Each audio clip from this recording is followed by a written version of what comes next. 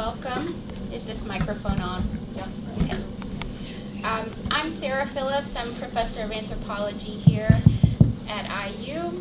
And sometimes director of the Russian and East European Institute. I am on administrative leave and creative sabbatical this year. However, you could not keep me away from this event. I'm just delighted to be able to introduce our distinguished guests today. Indeed, it's my distinct pleasure to introduce the discussion this evening entitled Russian Odysseys, Stephen F. Cohen and Alexander Rabinowitch reflect on 6+ decades of scholarly and personal engagement with Russia. At this time of year and across campus, I know there are many competing events vying for your attention, and I believe in coming here tonight, you've made the right choice. You can look forward to a stimulating conversation between Professors Rabinowitch and Cohen, good friends and close colleagues who met at Indiana University in 1962. They both became leading scholars of Russian studies, and tonight, Cohen and Rabinowitch will reflect on the rewards and challenges of studying Russian history and politics. They will discuss changes in the study of Russia in the U.S. over the last several decades, as well as the impact their engagement with Russia has had not only on their scholarly and professional lives, but also on their personal lives. Two other distinguished guests will serve as the interviewers of our panelists this evening. Both of them accomplished Russia followers in their own right. Katrina vanden Heuvel and Janet Rabinowitch also happen to be the respective life partners of Professors Cohen and Rabinowitch. How lucky we are to have them guide tonight's conversation, which I have taken the liberty of informally subtitling Inside the Russian Historian's Studio. No doubt, many stories of the personal experiences and professional accomplishments of all our panelists will emerge in the course of tonight's conversation. Therefore, I'm not going to do a detailed introduction, but I just want to hit on a few key points for some context. Alexander Rabinowitch is Professor Emeritus of History at Indiana University, where for many years he was also director of the Russian and East European Institute. Professor Rabinowitch is recognized internationally as a leading expert on the Bolsheviks, the Russian Revolution of 1917, and the Russian Civil War. His best-known book is The Bolsheviks Come to Power, the Revolution of 1917 in Petrograd. The book literally upended the canon, with Rabinowicz's unorthodox but meticulously researched explanations of why the Bolshevik Revolution succeeded. The Bolsheviks Come to Power has been published in at least 13 languages, including French, German, Italian, Korean, and of course, Russian. He has published many other similarly impactful books, including Prelude to Revolution, The Petrograd Bolsheviks and the July 1917 Uprising, The Bolsheviks in Power, The First Year of Soviet Rule in Petrograd, and Politics and Society in Petrograd, 1917 to 1920. All of Rabinowicz's books have been published in Russian. He co-edited with Sheila Fitzpatrick and Richard Stites a collected volume on Russia in the era of NEP, and in 1980 he co-authored with Stephen F. Cohen and Robert Charlotte, The Soviet Union Since Stalin. In 2015, Professor Rabinowitch was awarded the coveted Distinguished Contributions to Slavic Studies Award by the Association for Slavic, East European, and Eurasian Studies. As the award announcement noted, quote, "No historian has done more than Professor Alexander Rabinowitch to demythologize the history of the Russian Revolution, one of the most important events of the 20th century," end quote. As such, Alex kept the roads and the friendly skies very busy in 2017 and 2018 as a much sought-after invited keynote speaker at various conferences and symposia commemorating the 100-year anniversary of the Bolshevik Revolution. And he continues his groundbreaking work in Russian history as an affiliated research scholar at the St. Petersburg Institute of History of the Russian Academy of Sciences. Professor Rabinowitch is currently working on a book tentatively titled The Bolsheviks Survive, which takes his story through the Civil War period. Stephen F. Cohen is Professor Emeritus of Politics at Princeton University, where for many years he was also director of the Russian Studies program. He is also Professor Emeritus of Russian Studies and History at New York University.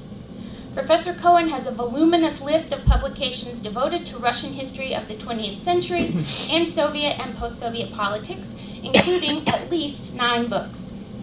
He is the preeminent political biographer of Bolshevik revolutionary and Soviet political leader Nikolai Bukharin, and the author of the groundbreaking book Bukharin and the Bolshevik Revolution, a Political Biography. He is also author of the book Soviet Fates and Lost Alternatives, Failed Crusade, America and the Tragedy of Post-Communist Russia, and The Victim's Return, Survivors of the Gulag After Stalin. Cohen's most recently published book appeared this year under the title War with Russia, From Putin and Ukraine to Trump and Russiagate, which he spoke to us about last night and had a book signing, and I hope you were there to enjoy that event as well. Born in Owensboro, Kentucky, Professor Cohen has long-standing ties to Indiana University, where he completed a BS in Business Economics and an MA in Government in the early 1960s. In 1998, he was named a College Distinguished Alumnus, and in 2011, he was honored as an REEI Distinguished Alumnus. Professor Cohen and his wife, Katrina Heuvel, are major benefactors of the MA program at REEI. Professor Cohen frequently comments on contemporary Russian affairs and U.S.-Russian relations for television and radio, and in a regular column that he writes for The Nation as a contributing editor. Katrina Heuvel is editorial director and publisher of The Nation, the oldest continuously published weekly magazine in the United States. From 1995 until April of this year, she also served The Nation as chief editor. Vanden Heuvel studied politics and history at Princeton University, which she graduated summa cum laude. She writes a weekly column for the Washington Post and has contributed articles to the Los Angeles Times, the New York Times, and the Boston Globe. Vanden Heuvel has been a frequent commentator on U.S. and international politics for ABC, MSNBC, CNN, and PBS. She has received numerous awards for public service, including 3 awards in 2003 alone: Planned Parenthood's Maggie Award, the NYCLU's Callaway Prize for the Defense of the Right of Privacy, and the American Arab Anti-Discrimination Committee's Voices of Peace Award. Additional awards include the Exceptional Woman in Publishing Award in 2010, the Eleanor Roosevelt Human Rights Award in 2013, the Norman Mailer Prize for Distinguished Magazine Publishing in 2014, and the Progressive Congress Leadership Award in 2015. Vanden Heuvel is author and editor of numerous books, including The Change I Believe In, Fighting for Progress in the Age of Obama, and A Just Response, The Nation on Terrorism, Democracy, and September 11th, 2001. With her husband, Stephen F. Cohen, she co-authored Voices of Glasnost, Interviews with Gorbachev's Reformers. And finally, Janet Rabinowitch is a multi-talented historian and editor, best known at IU as longtime director of Indiana University Press, where she worked for 38 years before her retirement in 2013. Janet earned her PhD in Russian Studies from Georgetown University in 1965, the same year her husband Alexander Rabinowitch earned his PhD in history right here at IU at Indiana University. During her distinguished career at IU Press, Rabinowich's roles also included copy editor, acquiring editor, and sponsoring editor. Interestingly, and perhaps not coincidentally, the first original book Rabinowitch acquired for the press was in 1977, a path-breaking collection of essays entitled Cultural Revolution in Russia, edited by prominent historian of Russia, Sheila Fitzpatrick. Rabinowitch acquired some 700 books during her 38 years at IU Press, ranging in scope from titles on human origins and archaeology to books on global studies, Russian and East European studies, Middle East studies, and African studies.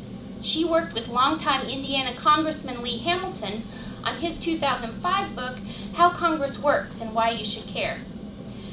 And Congressman Hamilton praised Janet on C-SPAN as a, quote, superb editor, end quote. In 2009, Rabinowitch was named one of Book Business Magazine's top 50 women in publishing. In her very active retirement from IU Press, Rabinowitch continues her research and editorial endeavors, not least of which is a project researching the history of the Rabinowitch family in Russia, Europe, and the United States. She is aided in this project by the voluminous documents, correspondence, and photographs that Alex's father, the renowned physicist Eugene Rabinowitch, carefully collected and preserved. Also, I have it on good authority that not a scrap of writing leaves the Rabinowitch household unless it has been mercilessly subjected to Janet's red editorial pen. So, with those introductions of our distinguished guests, this evening, I want to move on to briefly thanking our sponsors, and then I just have a few housekeeping details. Indeed, we are grateful to the following generous sponsors who have helped make this evening's Russian Odysseys possible. These include the Russian and East European Institute, the Russian Studies Workshop, the Department of Political Science, the Department of History, and the IU Media School. Our schedule for this evening will be as follows. Our esteemed interviewers and panelists will delight us with their questions, stories, and reflections for approximately 1 hour, and then we will open the floor up to questions from the audience, to which our panelists will briefly respond. Promptly at 5:30, we need to wrap up and call a brief intermission, during which time we need to at least partially clear this room so that our caterers can bring in our reception. And then hopefully by 5:45, we can invite everyone back in to continue the conversation over a glass of wine and some nibbles. So during the so-called intermission, you're welcome to browse in the halls, come up here in front and schmooze around, go outside, downstairs for a breath of fresh air, whatever feels right to you. Thank you very much for your attention, and now it's my honor to hand the microphone over to our esteemed interviewers for the evening.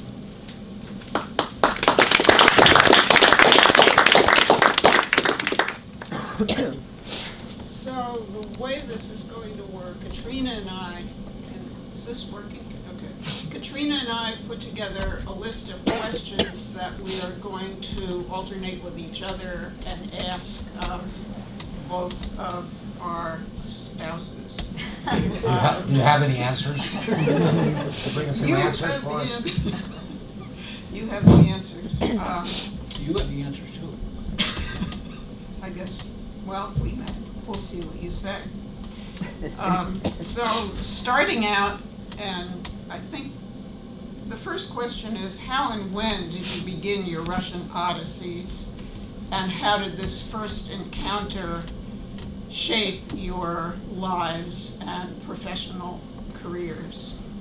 And I think I'll ask that to Alex first because he started sooner, as he will tell you.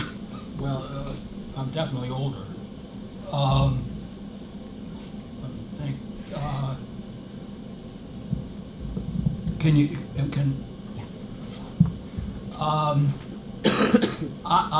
I guess I can pinpoint the day and the year that my Russian Odyssey started. It started on August 30th, 1934, when I was shocked with a shout, a male shout, "Mальчик!" And it's a boy.